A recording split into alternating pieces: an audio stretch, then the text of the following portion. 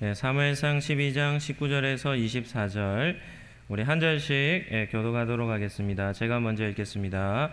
모든 백성이 사무엘에게 이르되 당신의 종들을 위하여 당신의 하나님 여호와께 기도하여 우리가 죽지 않게 하소서. 우리가 우리의 모든 죄에 왕을 구하는 악을 더하였나이다.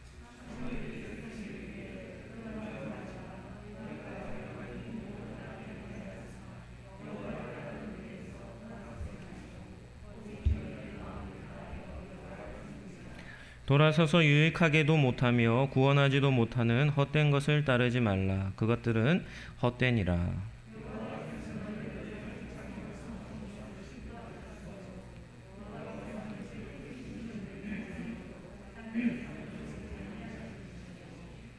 나는 너희를 위하여 기도하기를 쉬는 죄를 여호와 앞에 결단코 범하지 아니하고 선하고 의로운 길을 너희에게 가르칠 것인즉 너희는 여호와께서 너희를 위하여 행하신 그 큰 일을 생각하여 오직 그를 경외하며 너희 마음을 다하여 진실이 섬기라. 아멘. 오늘 사무엘상 12장 말씀을 가지고 푸르른 사무엘이라는 제목으로 말씀을 잠시 나누도록 하겠습니다. 한번 따라하겠습니다. 푸르름을 가진 성도는 기도로 삽니다. 첫 번째 우리가 생각해 볼 주제는 신앙생활의 두 기둥입니다. 신앙생활을 하는 데는 아주 중요한 두 가지 기둥이 있습니다. 이 두 기둥 위에 우리의 신앙이 세워지는데 그것이 말씀과 기도입니다. 이 두 기둥이 견고히 세워져 있어야 우리의 신앙이 흔들리지 않고 건강을 잘 유지할 수 있는 것이죠. 하지만 여기에서 우리가 한 가지 더 기억할 것이 있다면 말씀과 기도는 그 자체적인 의미가 있는 것보다 그것을 얼마나 살아내느냐 하는데 더 중요한 의미가 있는 겁니다. 성경을 제일 잘 아는 사람들이 있습니다. 누구겠습니까? 목회자라고 하기보다 신학자라고 하는 것이 더 옳을 것 같습니다. 목회자들은 필드 사역자지 않습니까? 이렇게 사역 현장이 있습니다. 그래서 실질적으로 목양도 하고 다양한 사역들을 하지만 신학자들은 이론가에 더 소속이 돼 있죠. 그래서 신학자들은 평생 성경을 연구하면서 삽니다. 질문 한번 해보죠. 그렇다면 제일 신앙이 좋아야 할 사람이 있는데 누구여야 합니까? 네. 그런데 과연 신학자들은 신앙이 좋겠습니까? 신학자들 중에 교수님들 중에 정말 훌륭한 교수님들도 많이 계십니다. 그러나 그에 비해서 전혀 그렇지 못하는 분들도 계시죠. 공부를 많이 하는 것과 실제로 삶을 살아가는 것은 어떤 것이냐면 전혀 다른 차원의 문제입니다. 아이들이 학교에서 도덕, 윤리 시험을 100점 맞았습니다. 와, 그러면 뭐 맛있는 거 하나 사줘야죠. 그렇다 하더라도 도덕 시험을 100점 맞았다고 해서 그의 삶의 도덕성이 100점일까요? 전혀 그렇지 않습니다. 그러니까 이론과 실제는 또 다른 차원의 문제이죠. 뭐 성경 말씀을 우리는 말씀과 기도로 살아야 합니다 해서 성경 말씀을 읽는 것도 마찬가지입니다. 말씀을 읽는 것은 말씀으로 읽는 것으로 그쳐서는 안 되고 그 말씀을 읽고 실천하는 것을 목표로 삼아야 하고 기도도 마찬가지입니다. 기도도 하는데 의미가 있는 것보다 기도한 것이 그대로 응답될 줄을 믿고 삶을 살아가는 것이 더 중요합니다. 예전에 한 목사님이 그런 예를 드시더라고요. 기도의 자리에 삶의 문제를 가지고 나오는데 어떻게 가지고 나오냐면 엄청나게 무거운 삶의 짐을 짊어지고는 그래도 다른 데 안 가고 어디 갑니까? 교회에 나와서 그 삶의 무거운 짐을 하나님 앞에 나와서 짊어진 짐을 내려놓는 겁니다. 그리고는 하나님 앞에 이 삶의 짐을 맡아달라고 기도하고는 어떡하냐면 그 짐을 다시 짊어지고 그 짐을 내려놓고 가야 되는데 그 짐을 다시 짊어지고 집으로 돌아가는 겁니다. 이거는 기도를 했지만 뭐 하는 거죠? 기도한 삶을 실천해내지 못하는 그런 모습이 아니겠습니까?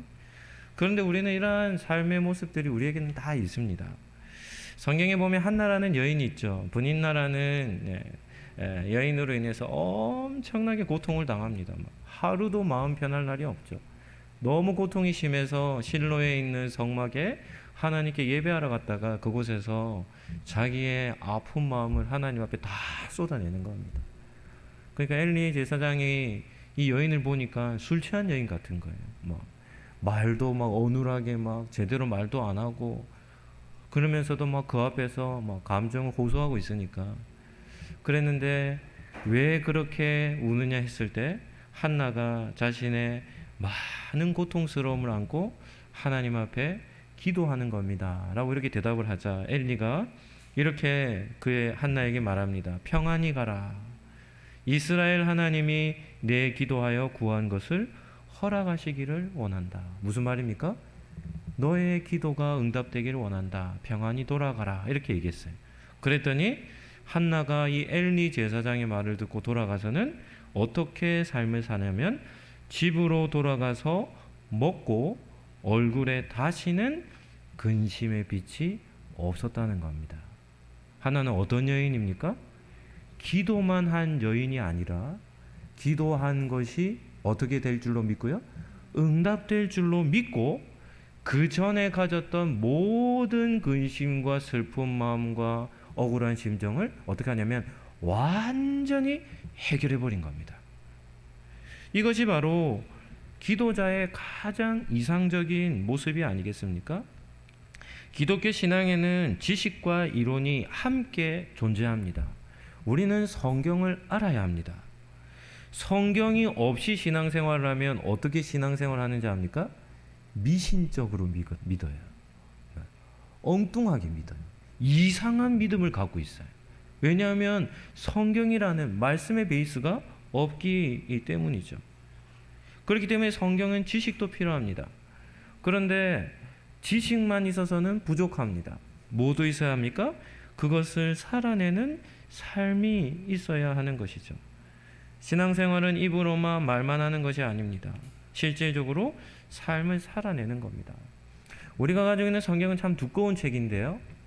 목회자 입장에서는 참 감사합니다. 성도들 입장에서는 읽을 게 너무 많아서 힘들지는 모르겠지만, 목회자 입장에서는 평생을 설교를 한데도 다 못할 만큼의 성경이 있어요.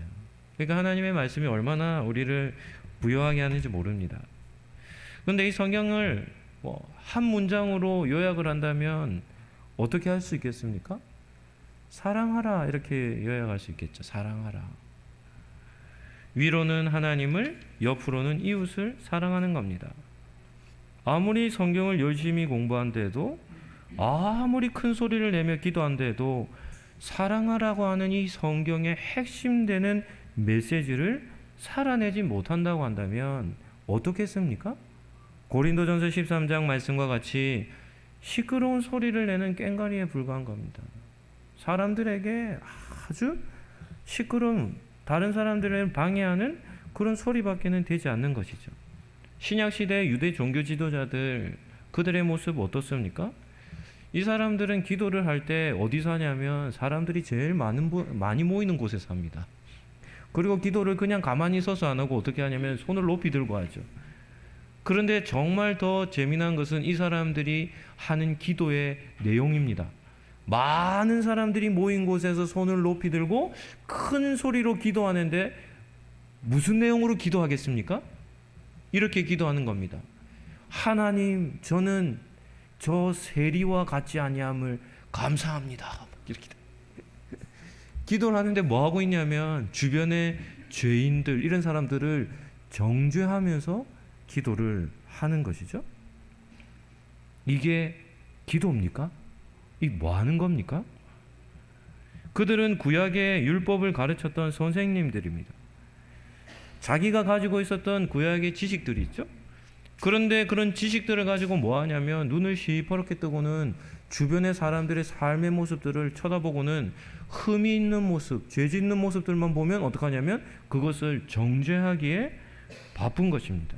그리고 사람들이 보는 앞에서 그들을 세워서 온갖 모욕과 수치를 당하도록 하는 것이죠. 자신은 사람들 앞에 영광을 얻고 그리고 그보다 못한 사람들은 어떻게 하냐면 피투성이로 만드는 것이 유대 종교 지도자들이었습니다. 정죄라는 삶의 양식은 정말 주의해야 합니다. 다른 사람들의 죄를 정죄한다. 이런 모습은 정말 조심해야 되죠. 그리고 율법을 자신들은 지켜낸다라고 하지만 실질적으로 구약에서 말씀하시는 하나님의 사랑의 계명은 어떻게 하고 있는 겁니까? 공식적으로 다 어기며 성경과 정반대되는 삶을, 기도 생활을 하면서도 전혀 부끄러움 없이 삶을 살았던 것이죠. 지난 주일에 우리는 말씀이라는 요소를 우리는 살펴보았습니다. 마음이라는 요소에 대해서 살펴보았죠. 마음은 어떻게 정의를 내렸습니까? 마음은 영혼이 머무는 장소다, 이렇게 말씀을 드렸죠. 마음과 관련해서 우리가 또 한 가지 기억해야 할 것이 있다면 마음은 크기도 중요합니다. 사람마다 키와 신체 조건이 다 다르듯이 마음도 사이즈가 다 달라요. 마음이 넓고 큰 사람이 있는가 하면 마음이 너무 좁고 작은 사람이 있습니다. 질문을 한번 해보죠. 우리가 사는 세상에는 마음이 넓고 큰 사람이 많겠습니까? 좁고 너무나도 좁고 작은 사람이 많겠습니까? 네, 우리가 사는 세상에는 좁고 좁은 사람들의 천국입니다. 천지죠. 네, 천국이 아니라 마음이 너무 좁은 사람들이 이 세상에는 가득 차 있습니다. 타인에 대한 배려와 수용력이 거의 없습니다. 지금 우리가 살아가는 21세기에서 사라진 용어가 하나 있어요. 그게 뭐냐면 이웃사촌이라는 용어입니다. 예전에는요, 어떻게 살았습니까? 이웃과 더불어 살았습니다. 이웃이 얼마나 가깝냐면 친척, 형제보다도 더 가까워서 뭐라고 부릅니까? 이웃 사촌이라 부릅니다. 어려움이 있으면 돌아보고 먹을 것이 있으면 함께 나누고 정말 가족과 같이 그들과 함께 더불어 살아가는 모습이 우리 한국의 전형적인 모습이었죠. 그런데 지금은 어떤지 아십니까? 이웃이 사촌이 아니에요. 이웃이 뭐가 됩니까? 원수가 된 세상입니다. 아래 위에 층간 소음이 조금만 시끄러우면 어떡하냐면 사람을 죽여버려요. 그런 세상이 되어버렸습니다. 타인에 대해서 배려하고자 하는 마음이 어떠냐면 얼마나 좁은지 다른 사람들에 대한 배려나 이런 것이 조금도 없는 세상에서 우리가 삶을 살아가지 않습니까? 아파트마다 주차 대란입니다. 차들은 다 이웃들이 다 되어 있는 것인데 주차하는 문제로 목숨 걸고 싸우는 거예요. 그러니까 이웃들하고 막 치열한 갈등 구조를 짓고 있는 것이 우리가 사는 세상이죠. 그런데 이러한 이야기는 남의 이야기가 아니라 우리의 자신의 이야기입니다. 우리의 마음도 얼마나 좁은지 모르죠. 다른 사람을 품는 일에 있어서 우리의 마음은 한 사람도 품지 못하는 경우들이 많이 있습니다. 주변에 나를 불편하게 만드는 사람, 왜 그렇게 많습니까? 직장과 사업의 터전에서 얼마나 많은 사람들이 우리의 마음을 힘들게 합니까? 우리의 마음에 가지고 있는 이런 미운 감정들, 원망과 불평거리들, 이런 것들이 왜 우리 마음속에서 계속 차곡차곡 쌓이겠습니까? 이러한 현상은 다른 사람의 문제가 아니라 우리의 마음의 크기의 문제라는 사실을 기억하시기를 바랍니다. 한번 따라 하시죠. 마음이 넓으면 품을 수 있습니다. 우리의 마음이 좁아서 그런 것을 담아내지 못하기 때문이죠. 성경을 통해서 우리는 인간에 대해서 성경은 말씀하죠. 인간은 어떤 존재라고 합니까? 타락한 존재라고 하잖아요. 타락한 존재, 죄인이라 정의하죠. 그러니까 제대로 된 사람들이 별로 없습니다. 마음 상태가 제대로 된 사람들이 거의 없죠. 은혜 안에 머물러 있지 않으면 우리의 마음 상태는 엉망이 되거든요. 그러니까 이 세상에는 마음이 제대로 된 사람들이 뭐 거의 없다라고 보시는 게 성경적인 이해죠. 또한 우리 자신도 은혜 안에 머물지 않으면 우리는 또다시 우리의 마음도 어떻게 되냐면 쪼그라들게 돼 있어요. 작아지게 되어 있는 것이죠. 그러하기 때문에 세상에는 우리의 마음을 불편하게 만드는 사람들 가득 차 있습니다. 또한 우리도 그러한 사람들의 역할들을 할 때도 많이 있는 것이죠. 교회 안에서도 상처를 많이 받는 이유가 여기에 있습니다. 성도들도 목회자도 온전한 사람이 아닙니다. 얼마든지 실수할 수 있고 얼마든지 잘못할 수 있죠.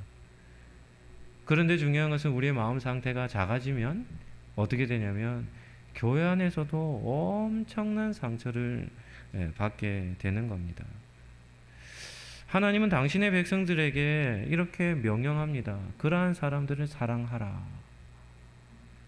그냥 정상적인 사람을 사랑하는 게 아니라 우리의 마음을 힘들게 하고 어렵게 하는 사람들을 사랑하라 이렇게 명령하시죠. 그리고 한마디 덧붙입니다. 어떻게 덧붙이냐면 이렇게 말합니다. 내가 너희를 사랑한 것 같이. 이게 조건부예요. 내가 너희를 사랑한 것 같이. 우리가 하나님 앞에 지은 죄가 얼마나 많습니까? 우리가 하나님의 속을 썩이는 일이 얼마나 많습니까? 하나님이 우리가 살아가는 삶의 모습을 보시면 화 안 나는 날이 있겠습니까?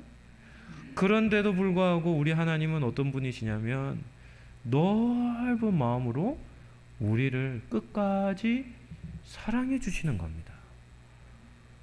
그래서 우리는 하나님의 그 크신 사랑을 입었다라고 우리 성도님들은 고백하십니까? 왜 우리는 고백해요? 나 같은 사람도 하나님이 사랑해 주셨노라고 우리는 자랑합니다. 그런데 그리스도인은 그러한 자랑에서 머물면 안 되고 하나님이 우리에게 요구하시는 삶을 기억해야 하는 것이죠. 내가 너희를 사랑한 것 같이 너희도 사랑하라 라는 명령을 우리에게 하시는 겁니다.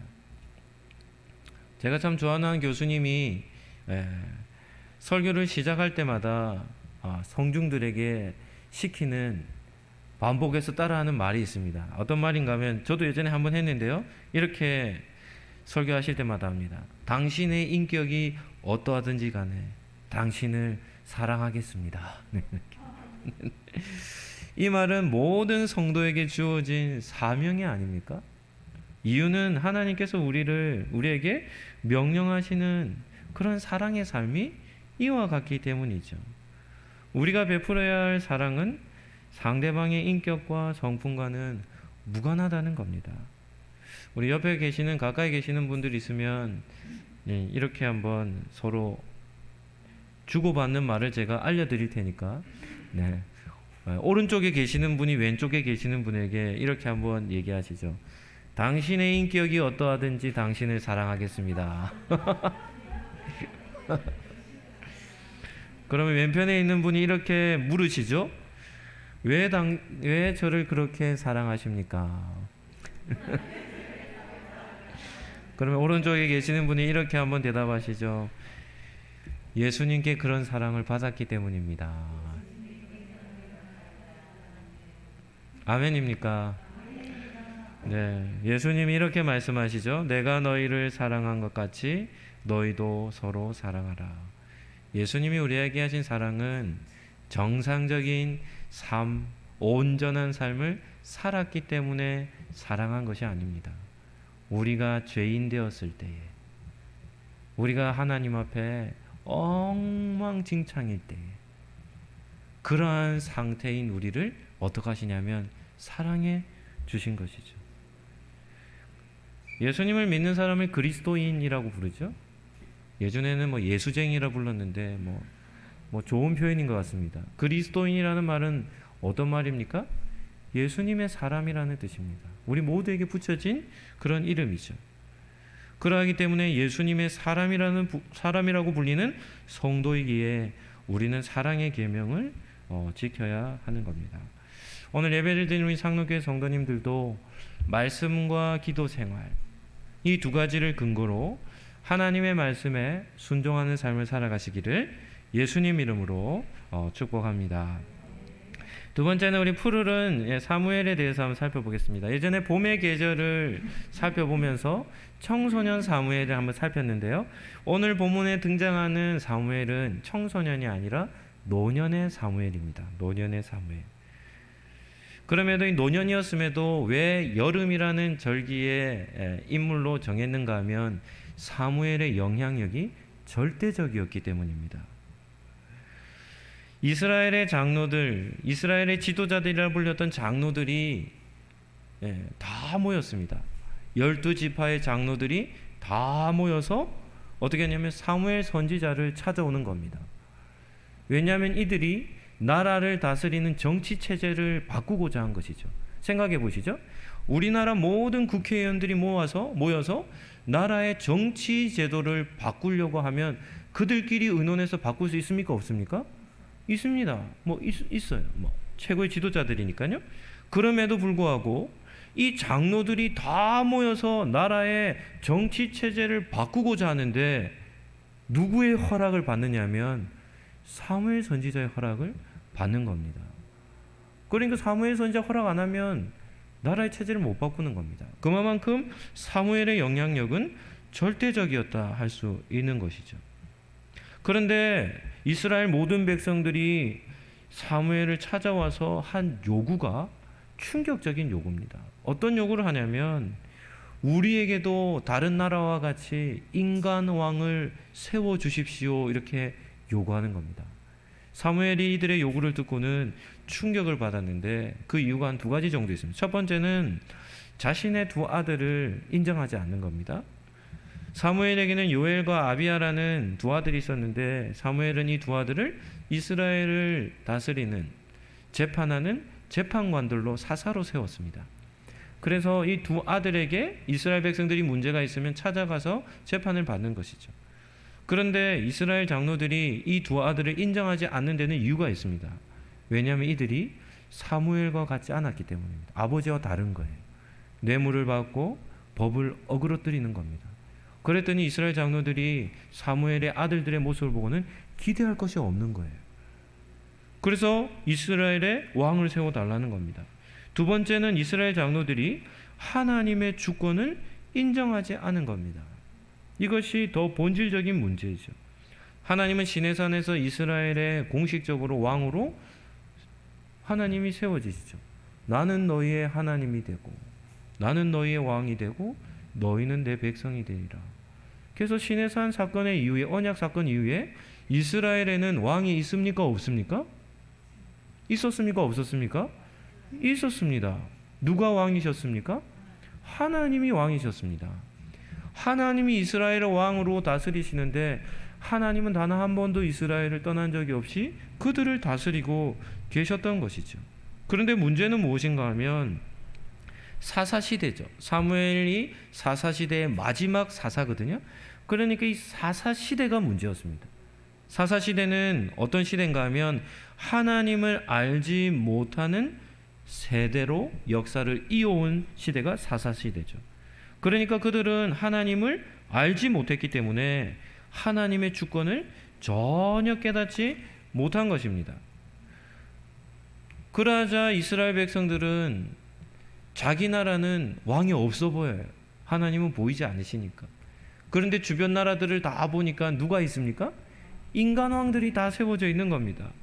그래서 그것을 너무 부러워해서 어떡하냐면 사무엘을 찾아와서 우리에게도 왕을 세워주십시오 이렇게 요구를 하는 것입니다.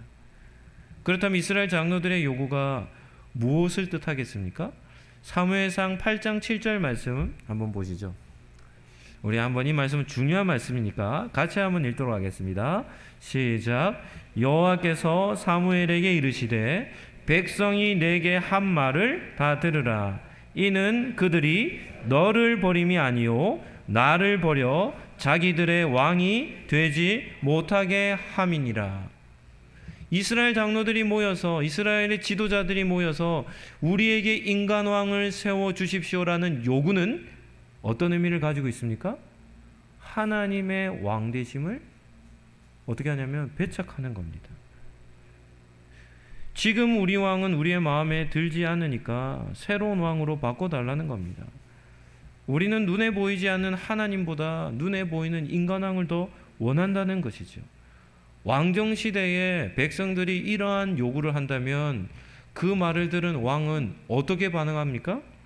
이거는 왕권에 대한 반역이죠. 백성들이 지을 수 있는 최고의 죄가 뭡니까? 왕권을 부정하는 것이 아니겠습니까? 그런데 사무엘의 노년에 이런 일이 실제로 이스라엘 땅에서 일어난 것입니다. 여기서 중요한 것은 무엇인가 하면 하나님의 반응입니다. 하나님은 그들이 지금까지 행했던 역사를 쭉 보시며 그들의 역사는 다 하나님의 왕권을, 주권을 무시하는 역사였거든요. 그래서 그들의 삶의 모습을 보시며 하나님께서는 그들의 요구를 들어주시는 겁니다. 그러나 하나님께서 인간왕을 허락하시는 데는 중요한 질서가 있었습니다.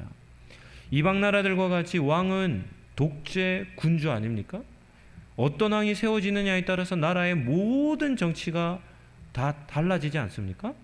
그런데 이스라엘에 세워지는 왕은 그런 이방 나라들의 왕과는 전혀 다르게 하나님의 대리자이자 그 왕 역시도 하나님과의 관계에서는 백성으로서 그도 하나님의 법을 따라 나라를 다스려야 할 사명이 이스라엘 왕에게 주어진 것이죠. 오늘 읽은 우리 사무엘상 12장은 이스라엘의 초대 왕이었던 사울이 왕으로 세워지는 그런 과정에서 일어난 일입니다. 질문 한번 해보죠. 하나님은 이스라엘 백성이 하나님을 버리고 인간왕을 구한 죄에 대해서 그냥 무제한적으로 받아주셨을까요? 아니면 그에 상응하는 대가를 그들에게 내리셨을까요? 이런 질문은 우리가 하나님을 잘 알아야 할 문제입니다. 하나님을 잘 안다면 이런 질문은 대답할 필요가 없죠. 왜냐하면 하나님은 죄에 대해서만큼은 그냥 넘어가시는 일이 없기 때문입니다. 하나님을 버리고 인간왕을 구한 죄는 하나님 앞에서 엄청나게 큰 죄입니다. 그렇기 때문에 큰 죄이기 때문에 그에 대한 상응하는 대가를 지불해야 하는 것이죠. 오늘 읽은 본문 바로 앞절입니다. 사무엘상 12장 17절 18절 말씀 제가 한번 읽어드릴 텐데요. 보시길 바랍니다. 오늘은 밀 베는 때가 아니냐. 내가 여호와께 아뢰리니 여호와께서 우레와 비를 보내사 너희가 왕을 구한 일 곧 하나님의 목전에서 범한 죄악이 큼을 너희에게 밝히 알게 하시리라. 이에 사무엘이 여호와께 아뢰매 여호와께서 그날에 우레와 비를 보내시니 모든 백성이 여호와와 사무엘을 어떻게 합니까? 크게 두려워하는 겁니다. 이 시기가 나오는데 밀추수기라 나옵니다. 보통 추수기 때는 기후가 어떠냐면 맑아요. 하늘이 푸르르고 청청한 겁니다. 그런데 이런 때가 일반적인데 하나님이 그런 날씨 속에 어떻게 하냐면 우레와 비를 내리시는 것입니다.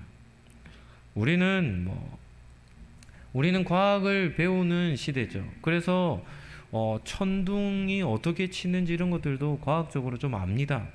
네. 천둥은 크게 둘로 나눌 수 있습니다. 첫 번째는 번개예요, 번개. 두 번째는 뇌성이라 합니다. 네. 이 둘로 나뉘죠. 소리의 속도가 빠릅니까? 빛의 속도가 빠릅니까? 빛의 속도가 더 빨라요.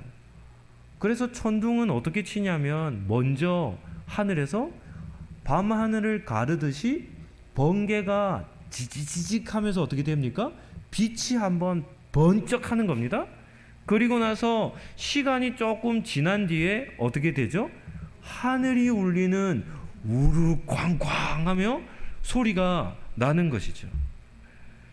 과학을 열심히 공부한 사람은 번개가 딱 치는 빛을 본 이후에 시간을 딱 재어요. 그리고는 뇌성이 치는 소리를 딱 듣고는 무엇을 계산하냐면 이 천둥이 어디쯤에서 발생했는지를 거리를 측정합니다. 그런 시대에 우리는 살고 있죠. 또한 천둥은 맑은 하늘에서 치는 것이 아니라 짙은 먹구름을 동반하는 하늘에서 치는 것이죠. 한번 생각해 보시죠. 맑은 날에 갑자기 짙은 먹구름이 끼어서 하늘이 어두워져 버립니다. 그리고는 굵은 비가 갑자기 쏟아지기 시작하는 겁니다. 그리고는 이스라엘 백성들이 모여있는 하늘에서 이쪽에서 번쩍 저쪽에서 번쩍 번개가 때리기 시작하더니 조금 지나서는 하늘과 땅이 울릴 만큼의 천둥이 이스라엘 공동체 위에 들리는 겁니다. 그랬더니 이 이스라엘 백성들이 그것을 보고는 어떻게 공포를 느끼냐면 죽음의 공포를 느낍니다. 그래서 사무엘에게 어떻게 하냐면 우리를 살려달라고 외치고 있는 것이죠. 사무엘상 12장 19절 오늘 읽은 본문 첫 번째 절입니다. 모든 백성이 사무엘에게 말합니다. 이럴 때도 목소리의 크기를 우리는 잘 알아야 되겠죠. 네, 이런 소리의 크기가 들리면 성경은 잘 읽는 겁니다. 모든 이스라엘 백성이 사무엘에게 이르는 게 아니라 뭐 하는 겁니까? 외치는 겁니다. 어떻게 외치냐면 당신의 종들을 위하여 당신의 하나님 여호와께 기도하여 우리가 죽지 않게 해 주십시오. 우리가 우리의 모든 죄에 왕을 구하는 악을 어떻게 한 겁니까? 더한 겁니다. 그들이 지은 죄도 많은데 그 죄 위에 왕을 구하는 큰 죄를 더했다는 사실을 이 이스라엘 백성들이 깨달은 것이죠.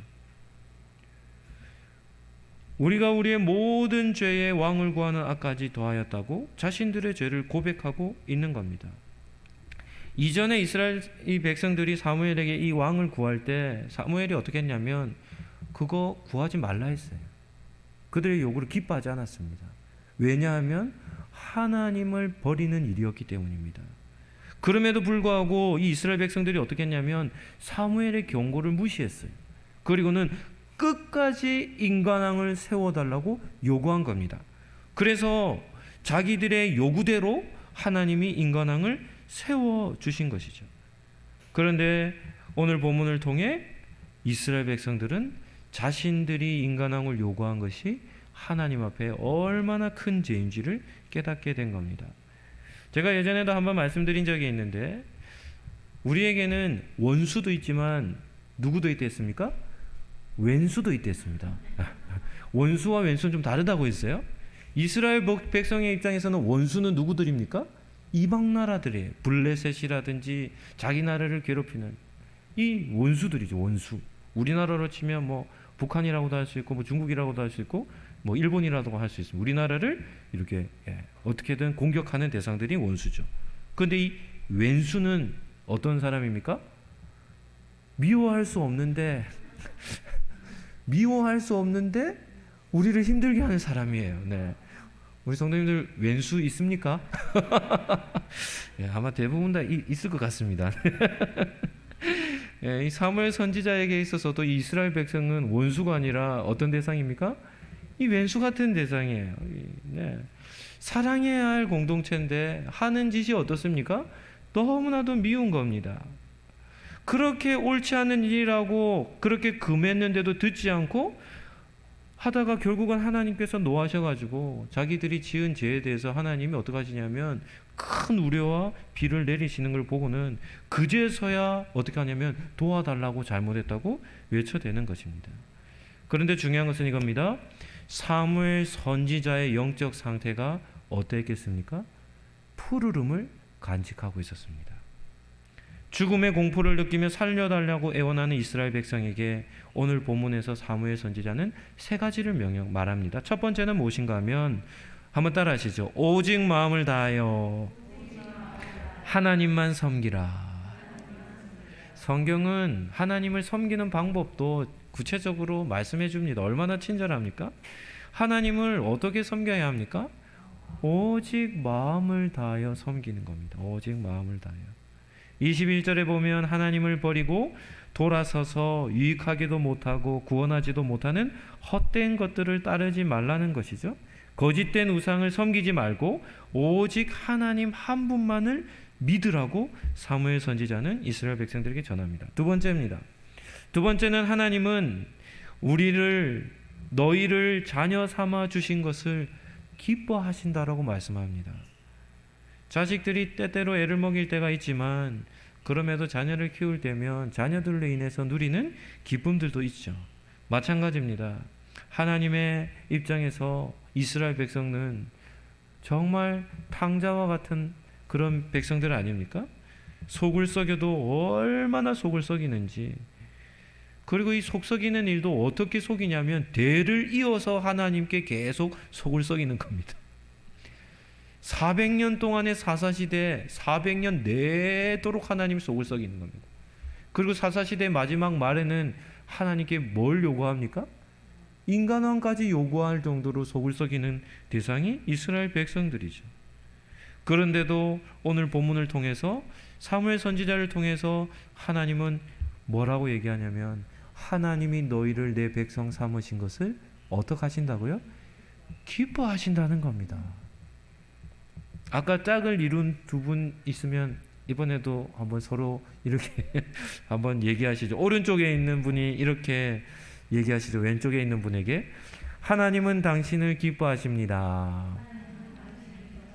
그 왼쪽에 있는 분이 이렇게 물으시죠. 정말인가요? 저는 그런 사람이 아닌데요. 네, 그럼 오른쪽에 계시는 분이 그분의 눈을 딱 쳐다보면서 정말 따뜻한 마음으로 이렇게 한번 말씀하시죠. 하나님은 그런 당신까지도 사랑하십니다. 아멘입니까? 우리 하나님은 어떤 분이신가 하면 정말 속이 다 문드러지도록, 네, 마음이 다 무너지도록 그렇게 속을 썩이는 이스라엘이지만 우리 하나님은 그들을 선택하시고 당신의 백성 삼아주시는 것을 기뻐하신다 라고 이렇게 사무엘이 하나님을 전하고 있는 겁니다. 가장 하나님 앞에 큰 죄를 짓고 있는 이스라엘 백성이죠. 하나님의 주권을 어떻게 합니까? 내어버리는 이스라엘 백성이죠. 그런 이스라엘 백성을 향하여서도 하나님은 너희를 너무나도 기뻐하신다 라고 이렇게 말씀을 전하고 있는 겁니다. 그렇기 때문에 우리는 하나님을 마음 다하여 잘 섬겨야 하는 것이죠. 그리고 세 번째가 중요합니다. 한번 따라 하시죠. 사무엘 선지자는 이스라엘을 위해 기도했습니다. 오늘 설교의 마지막 대목입니다. 사무엘상 12장 23절 말씀. 중요한 본문이니까 우리 같이 한번 읽도록 하겠습니다. 같이 읽으시죠. 시작. 나는 너희를 위하여 기도하기를 쉬는 죄를 여호와 앞에 결단코 범하지 아니하고 선하고 의로운 길을 너희에게 가르치실 것이라.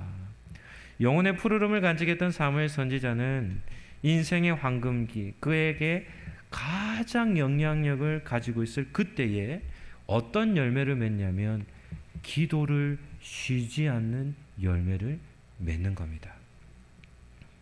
성도들이 짓는 죄 중에 대표적인 죄가 하나 있다면 기도를 쉬는 겁니다. 기도는 호흡이라 하지 않습니까? 사람은 숨을 쉬지 않으면 죽습니다. 마찬가지로 성도는 기도를 하지 않으면 어떻게 되겠습니까? 영혼 상태가 엉망이 됩니다. 성도의 삶, 성도에게 부여되어진 사명, 성도가 붙들어야 할 믿음, 순종하며 살아야 할 말씀, 이런 것들을 지켜낼 힘이 전혀 없는 것이죠. 어떤 사람이 기도합니까? 삶의 필요가 있는 사람입니다. 어려움이 있을 때라든지 내 힘으로 해결할 수 없는 문제를 직면하게 되면 그럴 때라도 기도하지 않는 사람들도 있지만 그래도 기도의 자리를 그럴 때 찾아 나와 하나님 앞에 정말 겸손한 모습으로 이스라엘 백성들과 같이 어떻게 하냐면 하나님 도와주세요 이렇게 기도하는 것입니다. 그렇게 기도하는 것도 참 중요합니다. 그러나 우리는 사무엘 선지자를 통해서 또 한 가지 중요한 이 열매, 그것이 무엇인가 하면 인생의 황금기 때 맺어야 할 열매가 있다면 기도를 어떻게 하는 겁니까? 쉬지 않는 겁니다. 쉬지 않고 기도하는 것입니다. 말씀을 정리하도록 하겠습니다. 여러분들은 누구와 대화할 때 가장 편합니까? 보통 가족이라고 할 수 있겠죠? 가족 간의 대화는 어떻습니까? 하루 종일 같이 있고 하루 종일 대화를 해도 내가 이 사람하고 무엇을 얘기해야 할지, 이렇게 얘기하면 이 사람이 어떻게 반응을 할지, 이런 얘기를 해야 될지 말아야 될지 뭐 이런 고민들을 하지 않죠. 하루 종일 같이 해도 있어도 대화하는 것이 어떻습니까? 전혀 부대끼지 않습니다. 그냥 일상이 대화니까 그렇죠. 성도에게 있어서도 기도가 이와 같아야 합니다. 기도는 하나님과의 대화가 아닙니까? 기도를 너무 어렵게 생각하지 마십시오. 기도는 이렇게 하는 겁니다. 하나님, 저 너무 힘듭니다. 기도는 이렇게 하는 겁니다. 하나님, 저 오늘 너무 기분이 좋습니다. 기도는 일상의 언어와 같이 하나님과 대화하며 기도하는 것이 가장 좋은 것이지 않겠습니까? 어려움이 찾아왔을 때에도 기도해야 하지만 기도는 일상에서 늘 쉬지 않고 기도하는 것이 중요한 것이죠. 사무엘 선지자는 이스라엘 백성들을 위해 내가 너희를 위해 기도하는 기도를 쉬는 죄를 범하지 않겠다. 내가 너희를 위해 계속해서 기도하겠다라고 이렇게 기도의 열매를 맺지 않습니까? 오늘 예배를 드리는 우리 성도님들 한 가지 도전하고 싶습니다. 네. 한번 따라하시죠. 저를 위해서만 기도하지 않겠습니다. 누구를 위해서도 기도합니까? 네, 교회를 위해서도. 우리 오늘 예배를 드리는 우리 성도님들은 우리 상록교회를 위해서 기도하는 일도 쉬지 않으시기를 예수님 이름으로 축복합니다. 한번 따라하시죠. 푸르름을 간직한 성도는 기도로 삽니다. 아멘입니까? 네, 기도로 승리하시기를 예수님 이름으로 축복합니다.